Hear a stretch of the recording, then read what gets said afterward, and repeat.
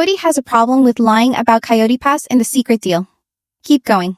I went back in time to look at what he has said on the show versus what he says in the tell-all. TLC just put out a new video. And I often wonder if TLC is even aware of the lies that Kody tells, or if Kody pays attention to the lies in which he tells. Kody has talked about the secret deal in a number of different ways. It's been the same for Meri the whole time. She was of and found out that the property had been split without her consent, without her say, and then she's in a situation where she's forced to effectively agree to the terms, and they wanted her to sign a confidentiality agreement. Kody has said at first, what you saw in that first clip, that Janelle told him that he either needed to agree with what Meri wanted, or he would have to force a sale. That doesn't mean Janelle told him to push for a sale. It was like, Kody, you need to decide. In this case, Janelle seems to have put herself in the middle. And I don't know if she did it because she was trying to keep the peace. The reason she did it might have been because she wanted to sell the house herself. I don't know if she was scared that the buyer would back out. I have no idea. But even though Janelle had a lawyer about this, she somehow went to Kody and talked to him about it personally. Generally speaking, when there are talks happening about properties and lawyers become involved, the parties should not be talking without their lawyers present. Otherwise, there's no record, and there's no one to bargain and keep the others accountable. So, what it sounds like to me is that Janelle, even though she had a lawyer, was also speaking to Kody away from a lawyer, which is sort of unhelpful. Meri, for her part, kept that appropriate balance of we are now in a legal fight. Even though we don't go to court now that I have hired a lawyer, my lawyer is who speaks for me in regards to this. And if you need to talk about it, speak to my lawyer. That's how it works. It removes you from the acrimonious position where your lawyer is your advocate. So Kody's story has changed, and Janelle's story is that Kody came to her and said that he could make a sale, and she told him that he could. I don't know if I would have said that to him. You know what I mean?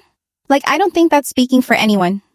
I mean, theoretically, if she's thinking pragmatically, yes, you could force a sale, but that's like telling a thief that he can rob a bank. You could rob a bank, but you shouldn't. So Kody's story has changed. He told something to his friend Brian in a later episode completely different. And at one point Janelle's like, listen, we're just going to sell this out from under Meri and Robin. Robin doesn't like it when I work with ex-wives. And that's not even cool. Yet I'm sitting here going, Robin, we've got to do this. And Robin's like, I will not do this. I went to God. I was like, am I morally off? I gotta make some adjustments in my life. The darkness, the evil of divorce itself has cankered my soul. In this case, it's that Janelle tells him that they're going to sell it out from under Robin and Kody, or Robin and Meri, but Robin doesn't like it when he partners with ex-wives. And then it was that he tried to push Robin to do it and she said no. And then he says in his talking head that the divorce has made him evil and made him want to do wicked things. So, in truth again, it sounds like I'm being honest. Janelle wanted to sell. Kody wanted to sell. Janelle clearly was trying to be a meeting of the minds. But how did he leave out the part to Brian, in this case, where he says that Kody should comply with Meri, right? Or should settle with Meri and give Meri what she wants. He leaves that completely out. So it depends on who he's talking to, what he says. The original version, it's Janelle is the mediator, and then Janelle tells him and she admits that she tells him and agrees that he can make a sale. He could have based on how everything was set up prior to the split of the properties.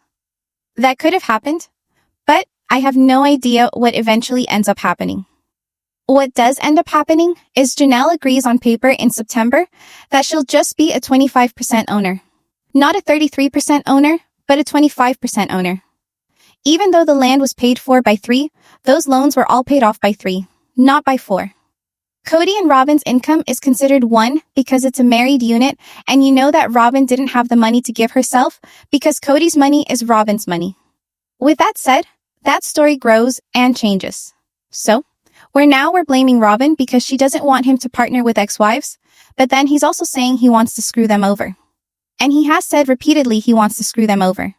And now, on the tell, all he's going to put it all on Janelle as though he had nothing to do with it. And so someplace in the middle there was an agreement that occurred, or a talk that occurred. And yes, Janelle did sign off on deal without consulting Meri. And yes, she put her interests in front of Meri's, and she should have gone through an agent. So let's hear what Meri says during the tell-out. Do you know that Kody and Janelle had discussed the sale without you? I suspected. In fact, there was a time that I said to Jen, I'm like, there's probably something going on because Janelle's not really talking about stuff. Every time we have a conversation, she's not bringing stuff up. She's not. And she's like, why don't you ask her? I'm like, I'm not going to ask her. I don't trust her. I am not going to ask her. I don't think that she would be honest with me if I did. So, from Meri's perspective, she had a feeling they were talking behind her back and making decisions about a sale without her involved. And she, based on her history with Janelle, didn't trust that she could have a talk with her because she didn't think that Janelle would be honest with her and it wouldn't make a difference. So why would she feel like that? My guess is that in this family, they have done things what's like on committee, and they have to get what they want, had to learn to build allies. Think of it like you're on a TV show Survivor, and you all have a goal of, trying to get other people to leave. And so you're going to build relationships to get what you want and to screw over the other person. And because you're in a world of survival, you turn to maladaptive behaviors like lying, misrepresenting the truth, telling one thing to one person and another thing to another person. You may try to be a people pleaser and just say whatever that person needs to hear, and then you tell something to the exacto opposite to the other person. And I do think that Janelle was in a way playing both sides to get her needs met. This is why I said before, once you get attorneys involved, Janelle should have allowed her lawyers to do the work. Janelle should not have been having talks without Kody or without Meri about the sale at all. And what's really odd is all of these talks are kind of happening off camera. And that sort of begs the question of how much touch were Janelle and Kody having off camera, right? And why would she feel safe going to Kody to have these conversations, but not Meri when she's told Meri that Kody's going to screw her, right? And I think in a way, Janelle's doing what Janelle does. She did this when she wanted to get her house built at Coyote Pass when they talked about the one house. She talked about how a lot of times when she would get together with Christine, that it was strategic. She needed to build allies. So I think she was maybe playing both sides. I'm going to build a union over here. I'm going to build a union over here. But at the end, she's trying to get what she wants. Everyone has different interests, which is why it should have been done through lawyers. But I digress. Here's what Kody says. Yeah. So Janelle's like, you can force the sell.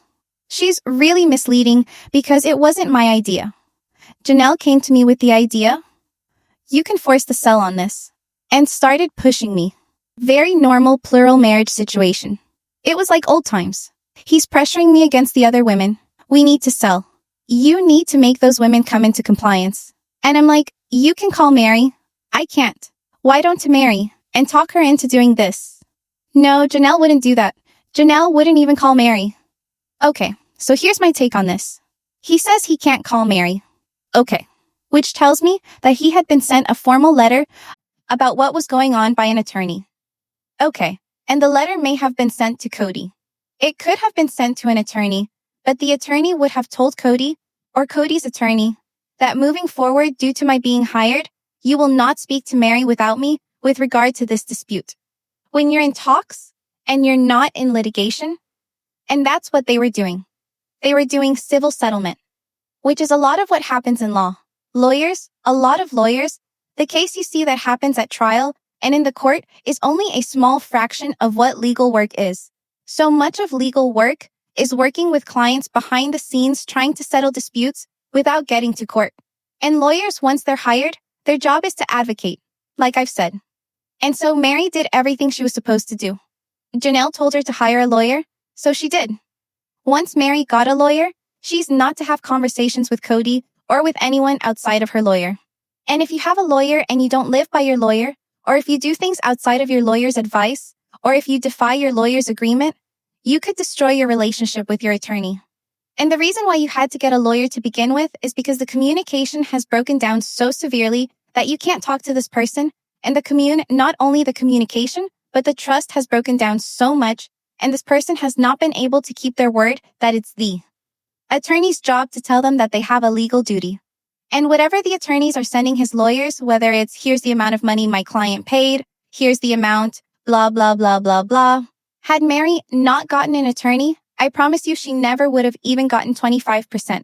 She still didn't get the 33%, but without an agent, that 25 never would have happened. So the way that Kody presents it is disingenuous. And truly, Janelle shouldn't have been talking to Kody either.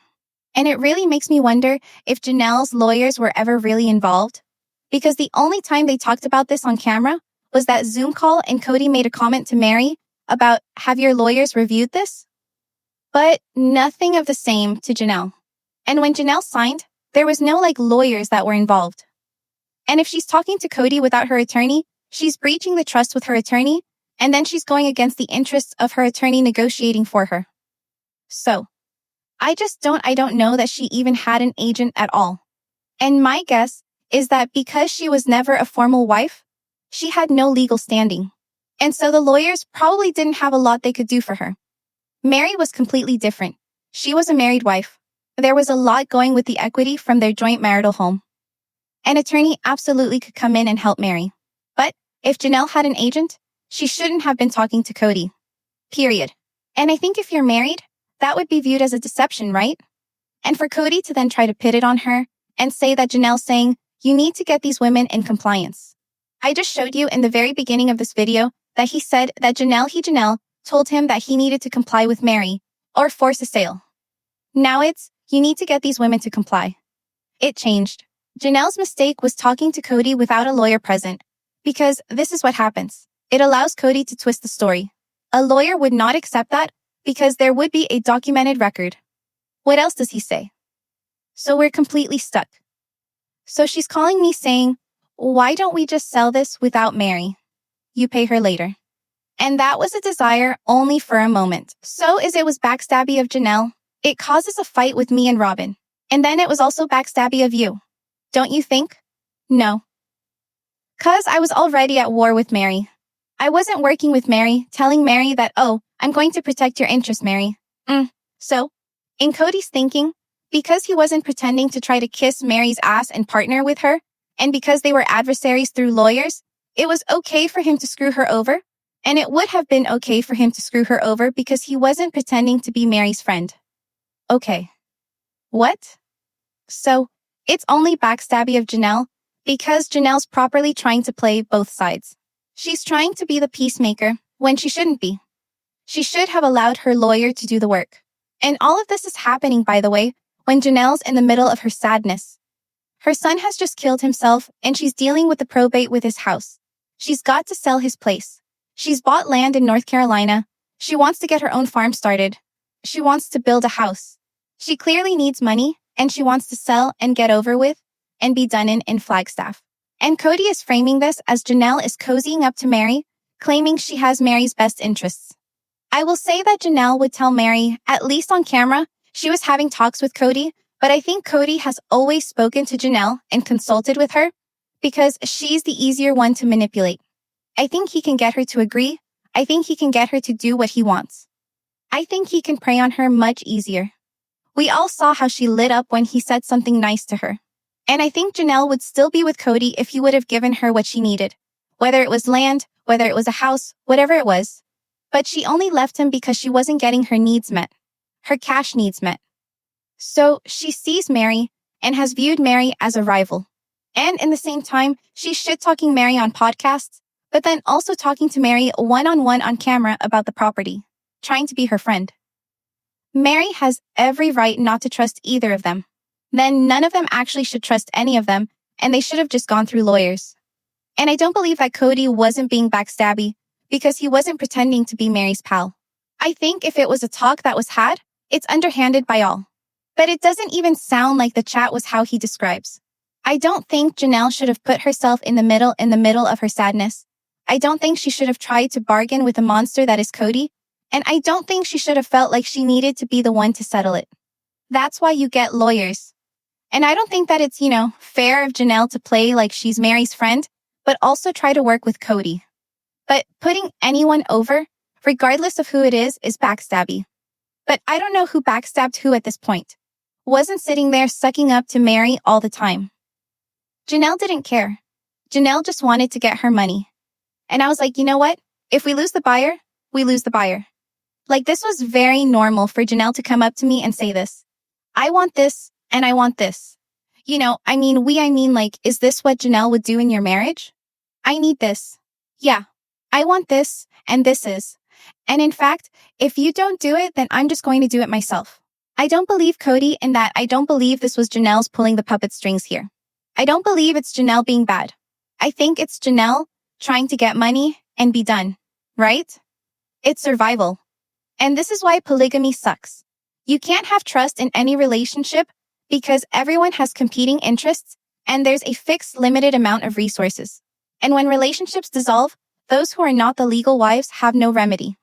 And of course, Janelle would maybe turn to survival to get what she needs. Janelle and Meri's friendship was never good.